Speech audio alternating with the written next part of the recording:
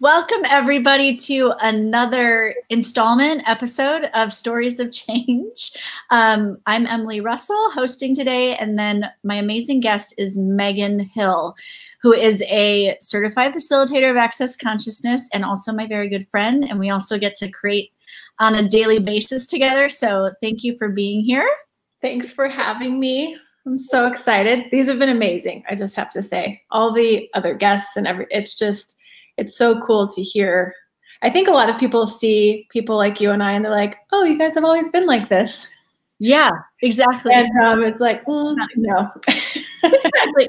No. And that's so funny because that's what I was going to start with is people, you might know of Dane's story. So when you see the interview, and maybe you didn't, and if you didn't watch that one, it is all the replays of these live on YouTube and the Access Consciousness Facebook. So you can go back and see the past episodes, and then they get translated. Oh, hey guys, thank you. Thank you, Dan.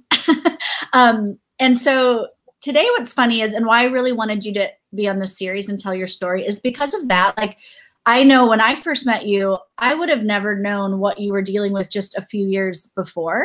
Right. And we so think that when we see someone, they must have always been that way. And you have a really dynamic story of where you were at before finding access consciousness and getting your bars run and now. So do you want to talk a little bit about where you were and what led you to finding Sure. Yeah.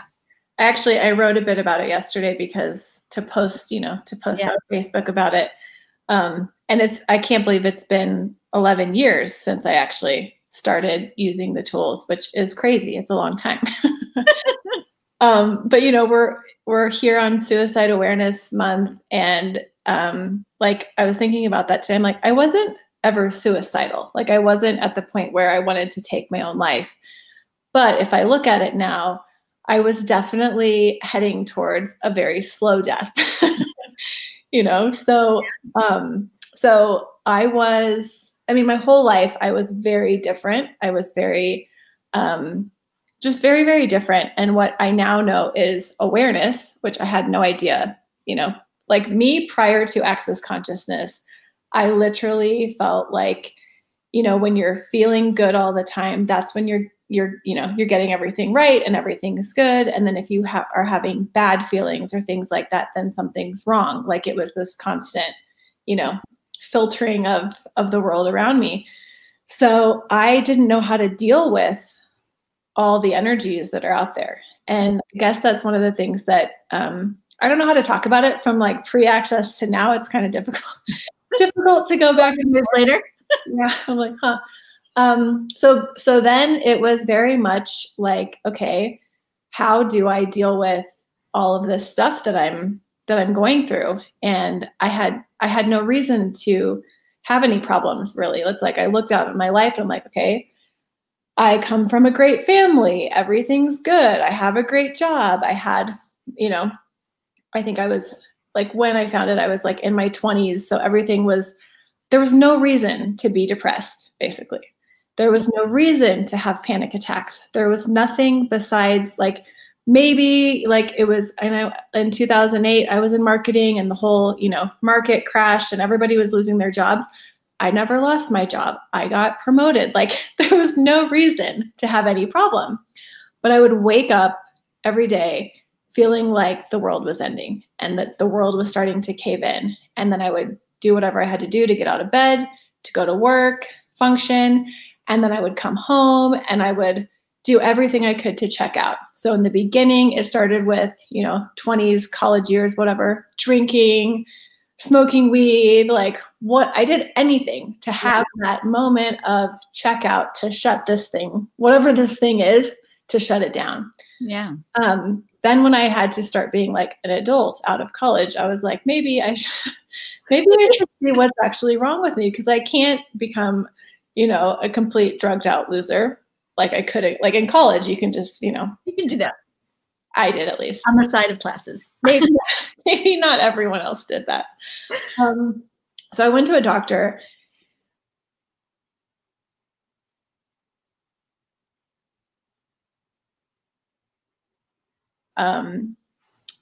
That anxiety and depression.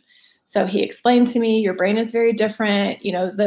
I don't even understand scientifically, but the things that are supposed to be happening to make you feel at ease and like function are not happening. So we're going to start you on, they tried all these different medications. So the first one they put me on was Lexapro.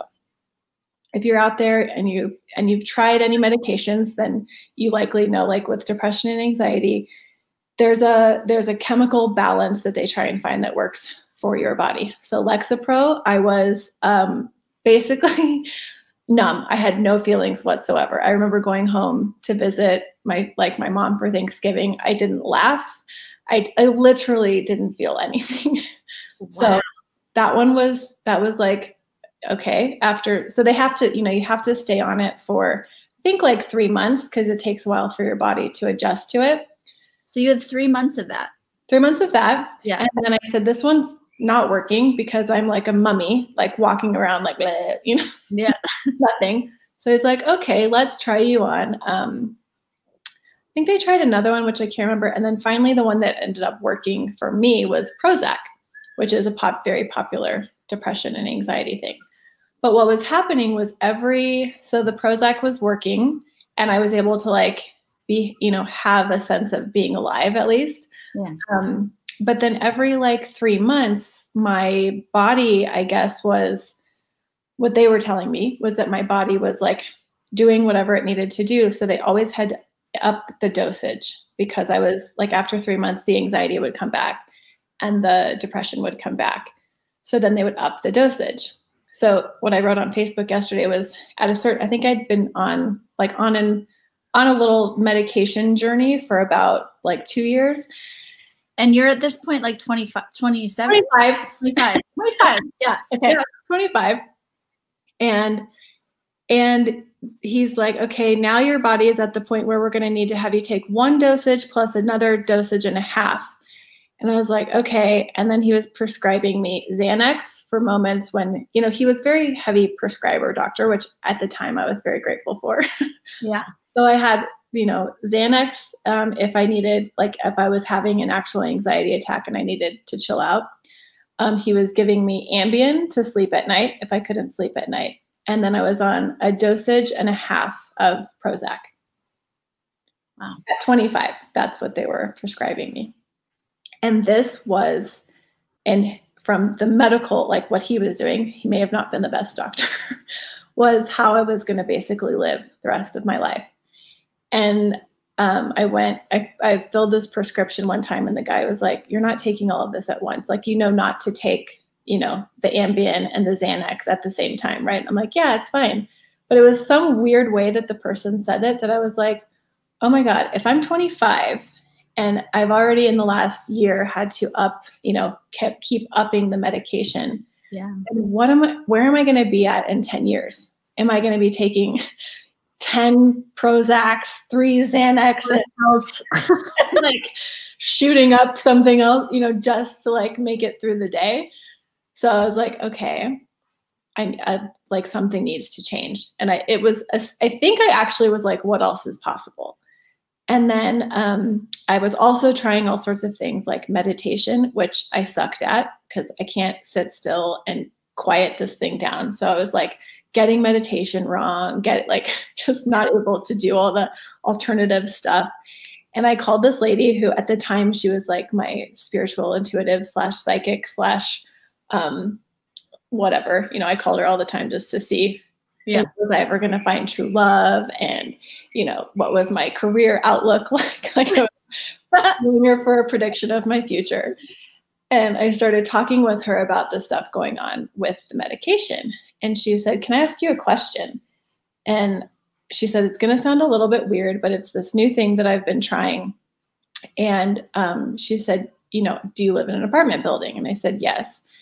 Do you have a roommate? Yes. And she said, is it possible that you're picking up on 98% of all of the thoughts, feelings, and emotions of everyone in your apartment building, everyone, like the person that you're living with, all the people at your job? And I was just like, what? Blown away. Because it was a huge yes. And I didn't even know that could be a yes. I just knew that all of a sudden it just opened this door to the fact that I was actually now what I know is extremely aware and picking up on the thoughts, feelings, and emotions of everyone, attempting to medicate the thoughts, feelings, and emotions of everyone. And within that moment, I just was like, okay, I'm going to do whatever it takes to actually start changing that. So that was, the tool was Who Does It Belong To? Which, as you guys know, we have an app for that now. And it's a tool that you can ask, pretty much any day. And then within, I think about a month later is when I had my bars run. And that created I've never had so much peace in my world after an hour session. Wow. So, yeah. So say a little bit more about like you walking into that bar session and then after, because you've been playing with Who Does It Belong To? Yeah. And then did she give you any other access tools, or you were literally she gave me a clearing statement. She said, I'm going to say a group of words and it's going to sound really weird, but you can just use it as like a little thing. So she described to me to say, who does it belong to? Or isn't it like, I think she gave me a couple of questions like, okay, everything this is, destroy and uncreate it, and right and wrong, good and bad, pot and pock, all nine shorts, boys and beyonds. And at that point, I was like, I'll do anything. It can be the weirdest thing in the entire world. I'll do it. So I did that. And just the awareness of the fact that I was picking up on all the stuff around me changed everything. I had never ever considered that. I thought everything that was entering my world was mine. My body, like with an anxiety attack, you literally have a physical, physical reaction, like your heart starts racing and it's like, so I definitely thought if it's in my body, it also has to be mine. So that I started just noticing that everything was like, oh my God, okay. So my roommate, her mom had died the year before. She had a whole bunch of stuff going on.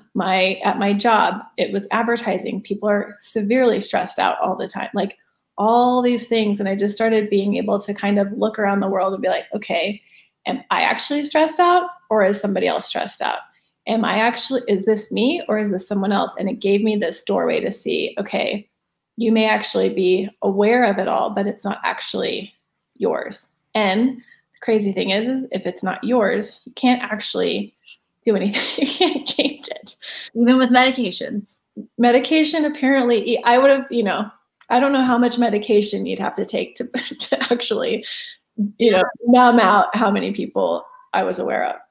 Well, I remember since we then, I don't know how many years it's been that we've been working together with Access, but a question that you gave me one time for facilitation on something, you said, if you didn't buy this as yours, what would you be aware of?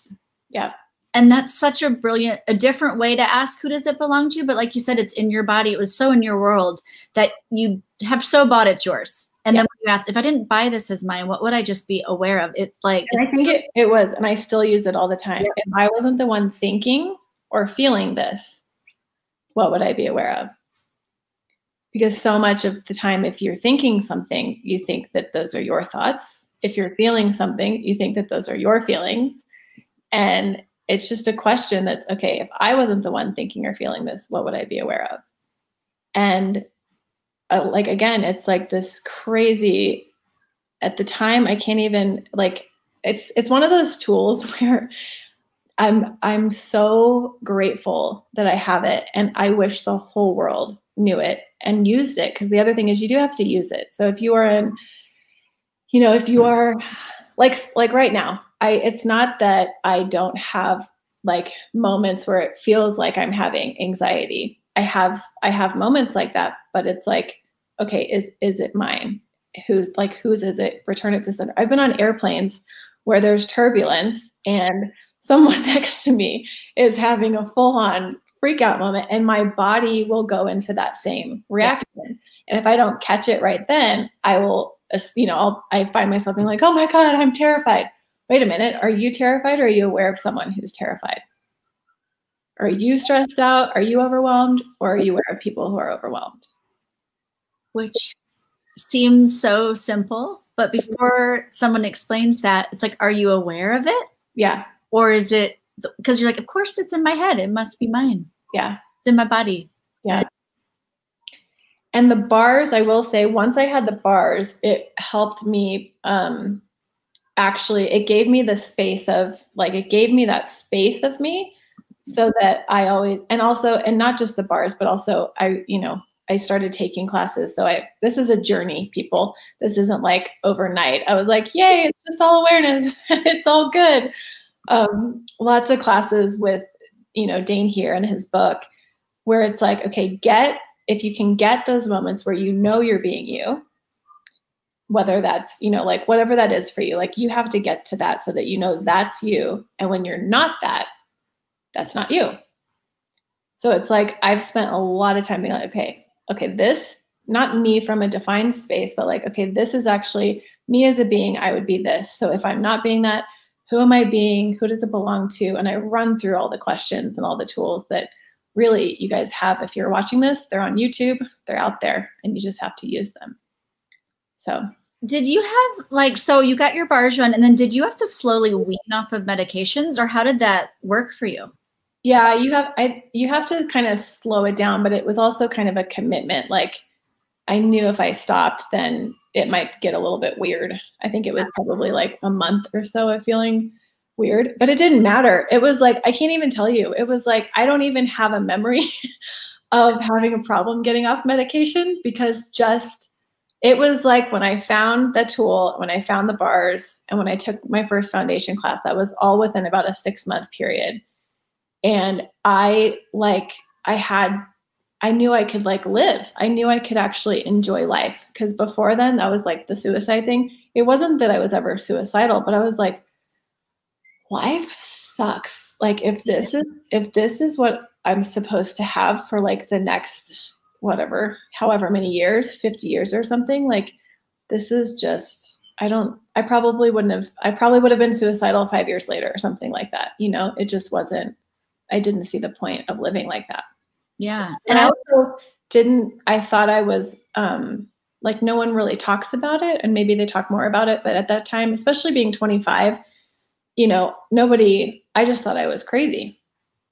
Yeah. I just thought I was completely fucked up and crazy. And, I was the only one that had anything weird going on. So I had a very happy face that I could put on, and, the whole thing. And you don't really have anyone to talk to about it. And that's why I love that we're doing all these interviews this month, and we're using the hashtag You Are Not Alone, because exactly what you said. I think so many people are sitting there like you, waking up miserable, like you didn't have anything wrong. So now you can make yourself more wrong for feeling like shit. Yeah. But not, quote, having something that you have like a reason to be that miserable about. And then you sit there, and how do you talk about that with someone? And it's like, well, if you can find someone that just doesn't have judgment, or you can just, be around, ask. And that's the gift of, there are access consciousness facilitators and bars facilitators around the world. And a lot of them over this whole month and the next month are offering free bar sessions for people, so that you can, if you know of someone, if you're in a space where you're like, I just want to know more about what this is, you can go to like the website, accessconsciousness.com/bars. I'll put it up again to find people that are participating. And also we have a special, You Are Not Alone, but you'll end up at the same place. It'll take you to the same place to find people like that can, maybe offer a question or a bar session or whatever that might be. Yeah, definitely get your bar friend and start using the tools. Like you have to actually, that's the other thing, is it's like I don't have, I saw a Facebook Live you did yesterday in your Neon Sheep Lounge or club. I'm not sure which lounge it was.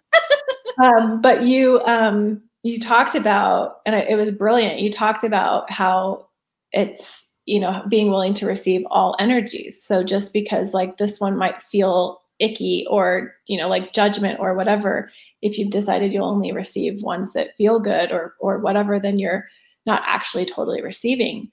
But it's really the same with awareness. It was like I was doing everything I could to cut off the the bad stuff, what would be considered bad, which means it didn't actually allow me to have access to all that, like, if I look at the gift of awareness, is that I use it I use it with creation. I use it with everything. Like, it's such a joy to be able to perceive and to be aware of all sorts of things. But if you start wanting to only have the good stuff and not the bad stuff, then you start actually cutting off and checking out from basically the whole world. So access is truly the only thing that I've ever found that invites you to access, crazy, that's what it's called, to access everything, to access, consciousness includes everything without judgment. So to access the whole world, to access beyond the world, beyond everything.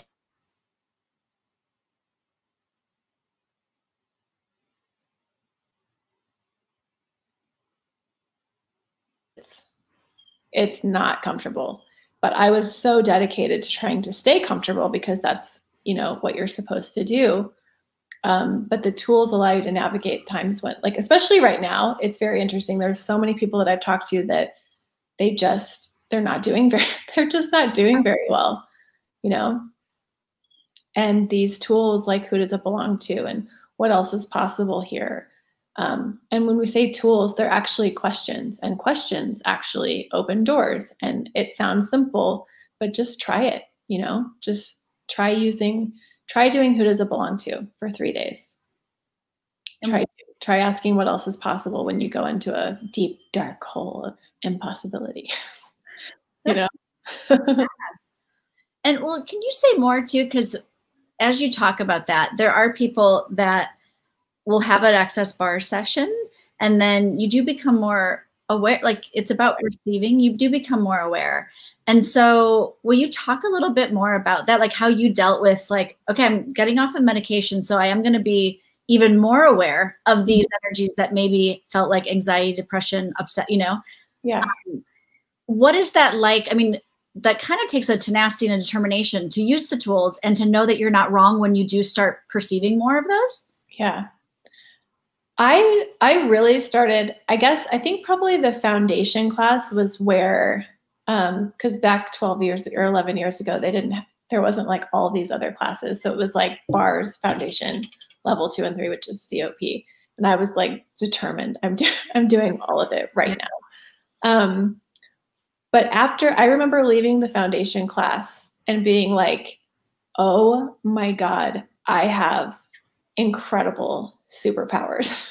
It was like the stuff that felt bad or weird, just the energetic awareness of the fact that I was just aware changed everything. So I felt like it became like I was a miraculous magician, like walking around that could start, just even knowing that I could change it for me, that I could actually invite people to change.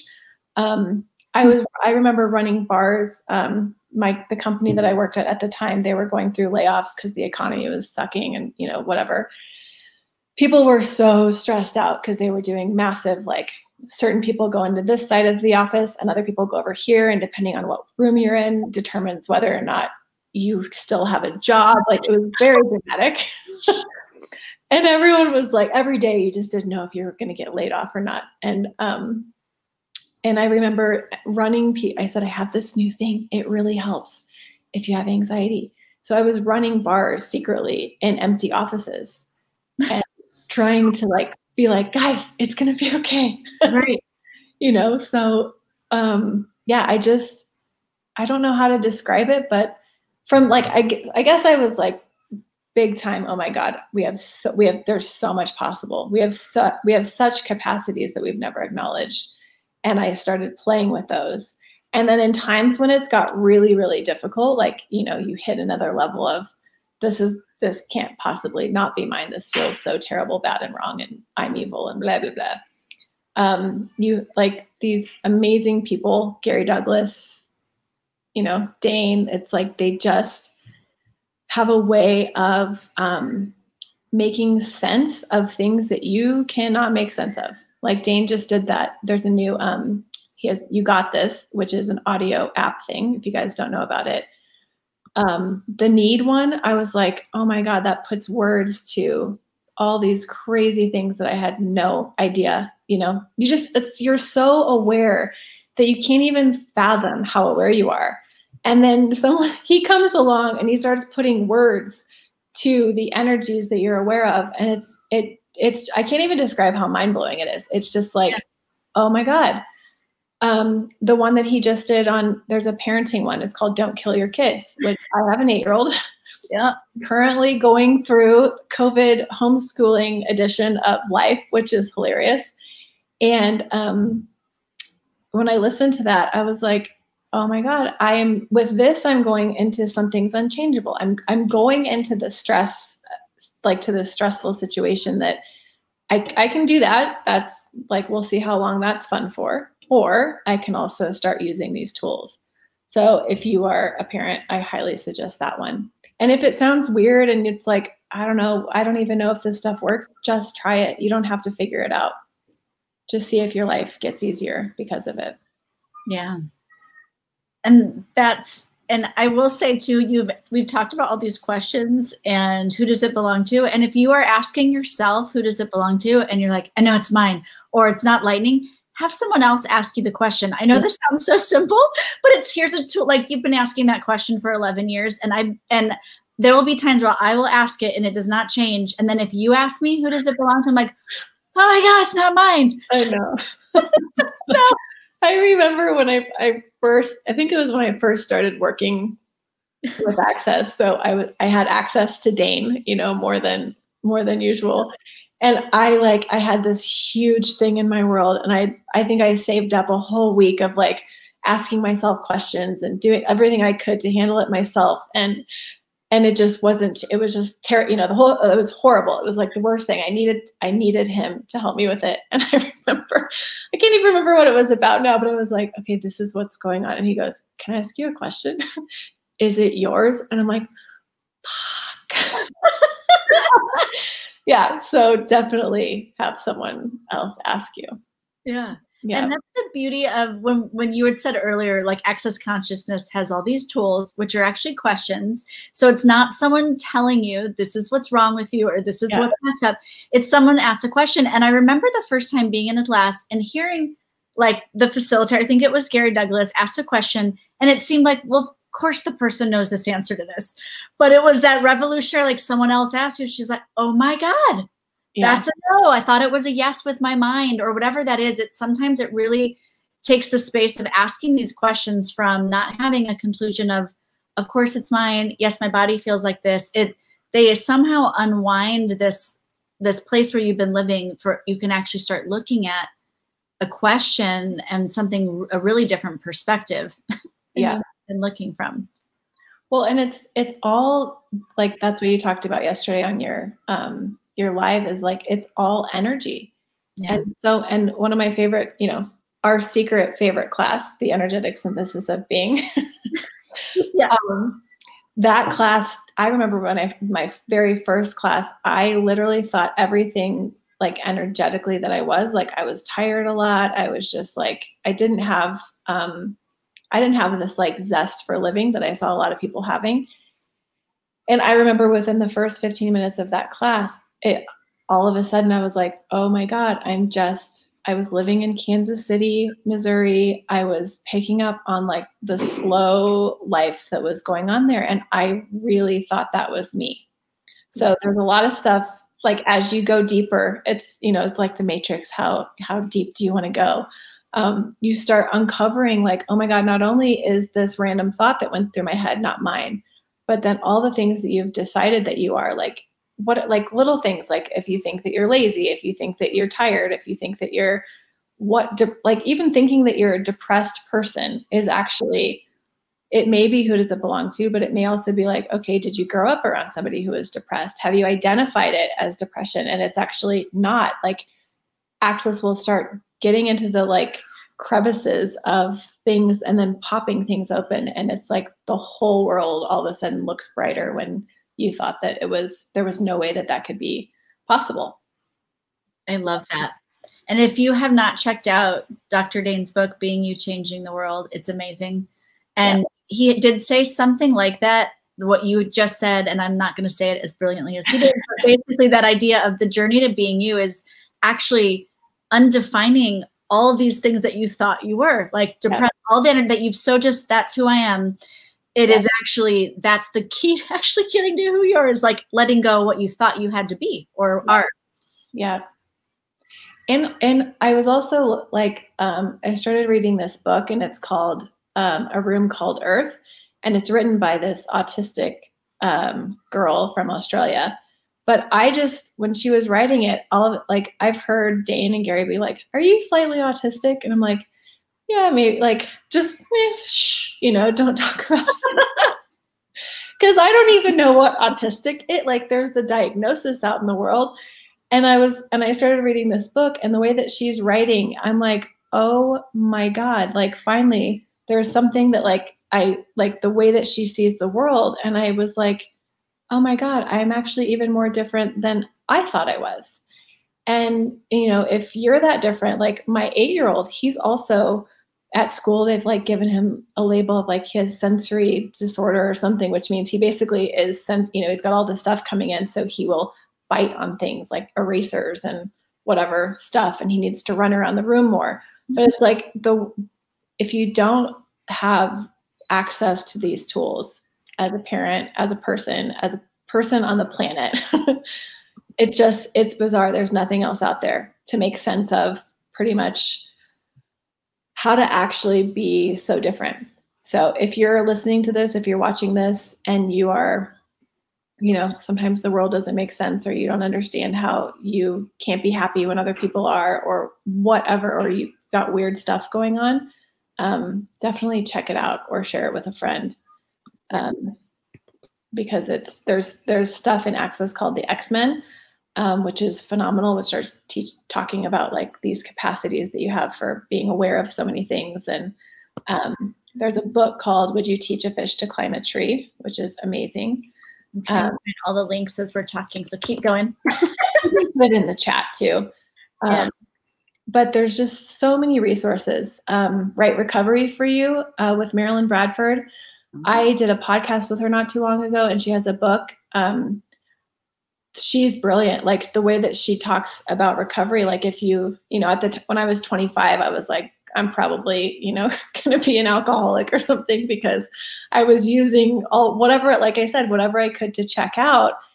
And I remember this interview with her. She talked about like a lot of people, they think that they have like a drug problem or, you know, an addiction problem. And it's really the biggest addiction is to like getting a break from, you know, awareness. So they'll use drugs and alcohol and everything to check out from all the stuff in their life that they don't know how to handle. Yeah. And when all of that like starts piling on and you don't know how to handle it, it seems like the only thing to do is take a pill, drink, like whatever that is. But Access, like within, like literally, if you like, even if you just start with some of Dane's You Got This audios, like find one that works for you. It starts popping open things that allows you to have that sense of possibilities, so that you know that possibilities exist and you don't actually have to numb yourself out to everything. Yeah. And if you guys, someone's asking for a list of all the books we've mentioned, if you go to the accessconsciousness.com website and you click on shop, you can find everything there, and by category too, like Being You, Changing the World. Would You Teach a Fish to Climb a Tree, I think is going to be under the children, like look at the sections. And there is so much with Access, but that like really the website is a beast. And there's also just tons of stuff on there. The YouTube channel, if you guys are watching this on YouTube, the Facebook page, we have a new, we have Instagram for Access and for Access Bars. So there's a lot of places you can find information, and trust that, you know, like if one of those titles was like, oh my gosh, that one, you're aware of what that could contribute right now. And, you know, and it helps. Like Emily and I are lucky. We work with Access. We are in classes a lot of the times, but sometimes I have a lot of books, and I'll open a book and just ask, okay, what page do I need to read today? And I'll just randomly open it, and it'll be exactly what I need to hear. Or I'll go on YouTube and just randomly search Dane's Tour of Consciousness and see which one would contribute, and just randomly pick them. And the tools, like, you know, I think he's been doing the Tour of Consciousness for 11 years. I think last year was like his 10-year anniversary or something, but just because the video is 10 years ago doesn't mean it doesn't apply now. So if you're having a weird time, like, just take a moment, find a book, there's podcasts, like there's so much stuff out there to have a listen, and just even tapping into the energy of, okay, there is something else possible. I just need, like, what question do I need to ask? What tool, where can I go to find what I need to inspire me beyond this? Because I think that's the thing with depression, is you start, like, you kind of start caving in, and kind of, because the awareness can seem so intense that your natural, what I used to do, at least, what I still sometimes do, is to get smaller, to kind of like contract, to like not protect myself, but kind of like try and like hide away from it, as though that'll make it easier, instead of actually running towards it and being like, okay, if I just let all of this in, what's the worst that can happen? And what else is possible? Is it, do I need to call a friend? Do I need to read a book? Do I need to watch a video or listen to a class recording that I have?